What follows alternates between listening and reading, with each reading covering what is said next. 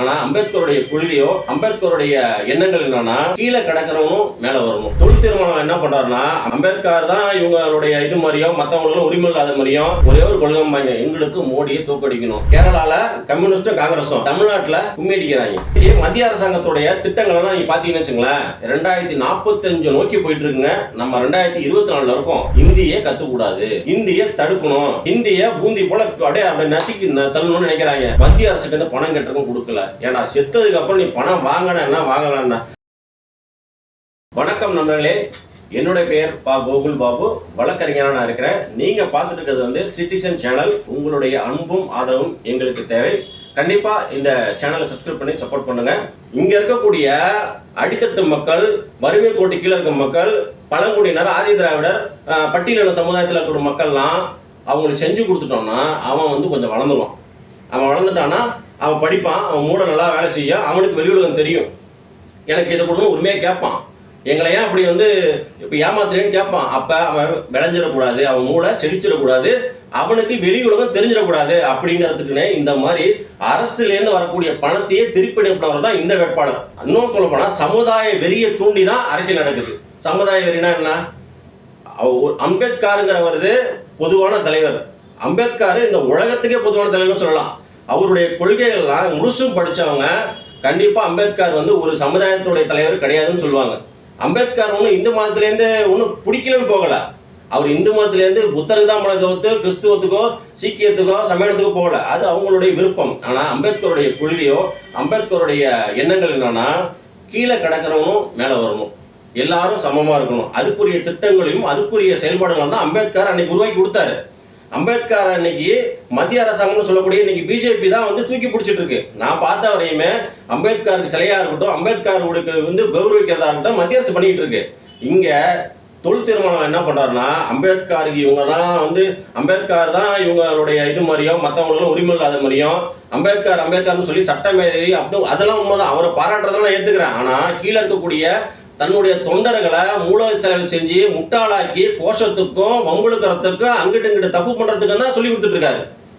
இங்கதான் எப்படின்னு பாத்தீங்களா, இதே திமுக கூட்டணியில மற்ற கட்சிகள் எடுத்துங்களேன், இவங்களுக்கு கொள்கைன்னு ஒண்ணு இருக்குமா அப்படின்னு வந்து ஏதாவது ஒரு கொள்கை சொல்லுங்களேன். இப்ப ஒட்டு மொத்தமா இவங்க எல்லாத்துக்கும் ஒரு கொள்கைப்பா அப்படின்னு சொன்னீங்கன்னா ஒண்ணுங்க இருக்காது. ஒரே ஒரு கொள்கைம்பாங்க, எங்களுக்கு மோடியை தோக்கடிக்கணும். ஒரு நல்ல ஒரு அறிவுள்ளவன் கொள்கைங்கிறத எதை கொண்டு வருவோம்னா அந்த சமுதாயத்துக்கோ அந்த பகுதிக்கோ அந்த நாட்டுக்கோ அந்த ஊருக்கோ நல்லது செய்யணும் அப்படின்னு நினைக்கிறவங்க மட்டும்தான் கொள்கையா ஒன்று சேர்த்து வச்சுட்டு ஒரு நோக்கத்தோட போவாங்க. இங்க என்ன கொள்கை? மோடியை ஒழிக்கணும், மோடியை வரக்கூடாது, இது ஒரு கொள்கைன்னு சொல்லிட்டு மக்கள்கிட்ட போய் ஓட்டு கேட்கறாங்க பாருங்க. கேரளால கம்யூனிஸ்ட் காங்கிரஸும் நேருக்கு நேரு நல்ல வெறியான எதிரிகள்ங்க. கேரளால கம்யூனிஸ்டும் காங்கிரஸும் தமிழ்நாட்டில் கும்மி அடிக்கிறாங்க. இதுதான் நடந்துட்டு இருக்கு. மக்களாகிய நீங்கள் என்ன நடந்துகிட்டு இருக்கு, என்ன அடுத்து நடக்கும், நமக்கு தேவையானது என்ன, நம்மளுடைய வாழ்க்கை முன்னேறதுக்கு என்னங்கிறத நீங்க உணர்ந்தால் மட்டும்தான் நம்மளுடைய தலைமுறை நல்லா இருக்கும். இன்னைக்கு தொலைநோக்கு பார்வை திட்டத்தோட வந்து மத்திய அரசாங்கம் போயிட்டு இருக்கு. இன்னைக்கு மத்திய அரசாங்கத்துடைய திட்டங்கள் எல்லாம் நீங்க பாத்தீங்கன்னு வச்சுங்களேன், 2045 நோக்கி போயிட்டு இருக்குங்க. நம்ம 2024 இருக்கோம். 20 வருஷத்துக்கு முன்கூட்டி என்னெல்லாம் இருக்கணும், நம்ம நாடு எந்த அளவுக்கு வளரணும், வல்லரசு ஆகிறதுக்கு என்ன கூடிய தேவைகள்லாம் இருக்கு அப்படிங்கிறத சரி செஞ்சுட்டு இருக்காங்க. இங்க இருக்கக்கூடிய திராவிடம்லாம் என்ன பண்றாங்களா, இது திராவிட மண், இது திராவிட மண்ணாங்கட்டி அப்படின்னு சொல்லிட்டு இந்தியை கத்துக்கூடாது, இந்தியை தடுக்கணும், ஹிந்தியை பூந்தி போல அப்படியே நசுக்கி தள்ளணும்னு நினைக்கிறாங்க. கொஞ்சமாவது மக்களாகிய நீங்கள் சிந்திங்க. அவங்க குடும்பத்தில் இருக்கக்கூடிய எல்லாமே ஹிந்தி பேசுறாங்க, டெல்லி போறாங்க வராங்க, எந்த மாநிலத்தோட சுற்றுப்பயணம் போறாங்க, ஹிந்தி படிச்சு வச்சிருக்காங்க. இதுல என்னென்ன குடும்பம்னா திமுக குடும்பம் தான் அதிகப்படியான ஹிந்தி வழி கல்வியை வச்சிருக்காங்க. இப்ப ஹிந்தி தெரிஞ்சுட்டா என்ன ஆகும்னு கேளுங்களேன். அங்கேருந்து வரக்கூடிய தலைவர் பேசக்கூடிய தன்னுடைய மொழியை நம்ம கத்துக்கிட்டு வச்சு அவங்களுடைய ஹிந்தியை நம்ம கத்து வச்சிருந்தோம்னா அவங்க உணர்வுபூர்வமா என்ன சொல்றாங்க, என்ன எதிர்பார்க்கறாங்க, என்ன செய்வாங்கன்னு சொல்றதை நம்ம புரிஞ்சுக்குவோம். நம்ம புரிஞ்சுக்கிட்டோம்னா என்ன ஆகும், நம்மளும் வளர்ந்துருவோம், நமக்கும் வைட் ஆங்கிள் கிடைச்சிரும், நம்மளும் தொலைநோக்கு பார்வைக்கு போயிடும். அப்ப அதெல்லாம் தடுக்கணும்னா இந்தியை முடக்கு, ஹிந்தியை திணிக்கிறாங்க அப்படின்னு சொல்லி கத்து. 3 மொழி வந்து தமிழகத்துல அனுமதிக்கப்பட்டதா மத்திய அரசு, அதாவது 3 மொழிகள் வழியில கற்றுக்கொள்ளலாங்க. 3 மொழியில தமிழ் முதல்ல வச்சுக்கோங்க, ஆங்கிலம் 2 வச்சுக்கோங்க, 3ஆவதா ஹிந்தி வைக்கிறதுல என்ன பிரச்சனை? ஒரு மனிதனுடைய மூளையில அதிகப்படியான ரெக்கார்டு, அதாவது சேமிப்பு இருந்துச்சுன்னா அவன் அறிவாளி. நல்லா தெரிஞ்சுக்கோங்க. ஒரு மொழி கத்துக்கிட்டு இருக்கவனுக்கும் 2 மொழி கத்துக்கிட்டு இருக்கவனுக்கும் 4-5 மொழி கத்துருக்கவனுக்கும் மெயின்ல மெமரி பவர் அதிகம். நம்ம செல்லுல எப்படி ஜிபி எம்பின்னு சொல்றோம் பாருங்க, இந்த எம்பி அதிகமானுச்சுன்னா அதிகப்படியான படங்களை எடுத்துக்கிறோமா? இதுதான் உண்மை. இவங்க நம்மளை கத்துக்கூடாது, மூளை வளர்க்கக்கூடாது, அவன் என்ன செய்யறாங்கிறத நம்ம தெரியக்கூடாதுன்னு இந்த இடையில ஒரு இந்த பாலம் போல இந்திங்கிறத ஒரு பாலமா வச்சு தமிழகம் வேற, வேறு மாநிலங்கள் வேற, இதுதான் வச்சு திராவிட அரசியல் திருட்டு அரசியல் பண்ணிட்டு இருக்காங்க. இது போல எந்த துறையில் எடுத்தாலுங்க, பெட்ரோல் விலையை குறைக்கிறேன்னு சொல்லி அறிவிச்சாங்கல்ல, எங்க அவங்க எலெக்ஷன்லயே 10 ரூபா 5 ரூபா குறைச்சாங்களா? இப்ப பாருங்க அறிக்கை, தேர்தல் அறிக்கையில சிலிண்டர் 500 ரூபாய்க்கு இவங்க கொடுப்பாங்களாம். சிலிண்டர் 500 ரூபா கொடுக்கறதுக்கு இவங்களுக்கு ஏதோ ஒரு சின்ன ஒரு பேசிக் கான்செப்ட் இருக்கா? சிலிண்டரு, பெட்ரோலு, எவ்வளவு அளவுக்கு இப்ப மக்களை முட்டாளா நினைச்சிட்டு இருக்காங்க. இந்த டைலாக் தான், இன்னும் நீ என்ன பைத்தியார் நினைச்சிட்டு இருக்காங்க அப்படின்னு சொல்லுவாங்கல்ல, இந்த டைலாக் தான் திராவிட முன்னேற்ற கழகம் நம்மளை பார்த்து சொல்லிட்டு இருக்காங்க. நம்ம அவங்ககிட்ட இன்னும் சொல்லணும், இன்னும் என்ன சொல்லணும், இன்னும் நீ என்ன பைத்தியார் நினைச்சிட்டு இருக்கானே அப்படின்னு சொன்னீங்கனாலே போயிடுவாங்க.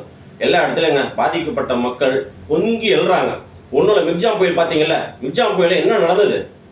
ஒட்டுமொத்த டிவியுமே மூடி வச்சுட்டாங்க. டிவிலேருந்து ஒண்ணுமே தகவல் வரல, யூடியூப் மட்டும்தான் இருந்துச்சு, சோசியல் மீடியா மட்டும்தான் இருந்து. அது இல்லைன்னா அந்த மக்கள் இன்னும் எவ்வளவு துயரத்துக்கு போனாங்கன்னு நமக்கு தெரிய போறது இல்லை. இப்பயோ துயரத்துல தான் இருந்தாங்க. இங்கேருந்து ஒண்ணுமே அனுப்ப கிடையாது. போன முறை ஏடிஎம்கே ஆட்சி கூட தேவலாங்க, ஏடிஎம்கே ஆட்சியில போராடினாங்க, அதை ஏற்றுதான் ஆகணும். இந்த முறை எந்த ஒரு இதுமே இல்லை. அவன் கட்சிக்காரனும் காணும், கவுன்சிலர் காணும், எம்எல்ஏ எம்பி காணும், முதலமைச்சர் எங்க சேஃபான பகுதி அங்க மட்டும் போயிட்டு வந்துட்டு 2வது நாளே சொல்றாங்க சென்னையை மீட்டெடுத்த திராவிட மாடல். அங்க ஒரு மாடலும் இல்லை, எல்லாம் ஓல்டு மாடல் தான். இன்னும் கலைஞர் டிவி வச்சுட்டு எங்களை முட்டாளாக்கலாம்னு நினைச்சிட்டு இருக்கீங்க. இப்பெல்லாம் கையில போன் வந்துருச்சு, இந்த போன்ல உலகத்தையே தெரிஞ்சுக்கலாம். மிர்ஜாம் புயல அங்கேயும் கொட்ட விட்டீங்க, தென் மாவட்டங்கள்லயும் கொட்ட விட்டீங்க. மக்கள் பர்சனலா பாதிக்கப்பட்டான், நல்லா தெரிஞ்சுக்கங்க. தனிப்பட்ட முறையில ஒருத்தன் பாதிப்புக்கு உள்ளானான்னா அவன் மறக்க மாட்டான். நீங்க ஒட்டுமொத்தமா ஒரு சமுதாயங்கிறத கூட விட்டுருங்க. என் வீட்டுல தண்ணியில எல்லா பொருளும் அழிஞ்சு போச்சு, டிவி போச்சு, ஃப்ரிட்ஜ் போச்சு, மிக்சி பாக்ஸ்னு வச்சுக்கோங்க. நீ கொடுக்குற 6000 எதுக்கு பாது? நீ கொடுத்த 6000 எப்போ வந்துச்சு? சோறு கொடுத்தியா? அவன் சாப்பிட்றதுக்கு தண்ணி கொடுத்தியா? குடிக்கிற தண்ணி கொடுத்தியா? எதையாவது செஞ்சியா? கடைசியா கவர்ல ஸ்பிரிண்ட் அடிச்சு நாங்க தான் கொடுத்தோன்னு 6000க்கு மெச்சிக்கிறீங்களே. பாதிக்கப்படுற மனநிலை ஒரு நிமிஷம் கண்ணை மூடி வச்சு பாருங்க. வேதனைங்க.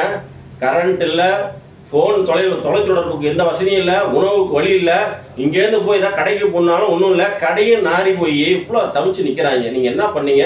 மத்திய அரசுக்கு பணம் கட்டுறதுக்கும் கொடுக்கல. ஏன்னா செத்ததுக்கு அப்புறம் நீ பணம் வாங்கினா வாங்கலான்னா, சாவ கிடக்கிறவனை காப்பாற்றுறதுக்கு போய் செய்யடான்னா, இங்கே நாங்கள் அனுப்பணும், மத்திய அரசாங்கம் செய்யலை, மத்திய அரசாங்கம் ஓர வஞ்சனம் பண்ணுது, நீங்கள் மக்களுக்கு வஞ்சனம் பண்ணிட்டு இருக்கீங்கிறதே உங்களுக்கு புரியல, எங்களுக்கு புரியல, அதான் உண்மை.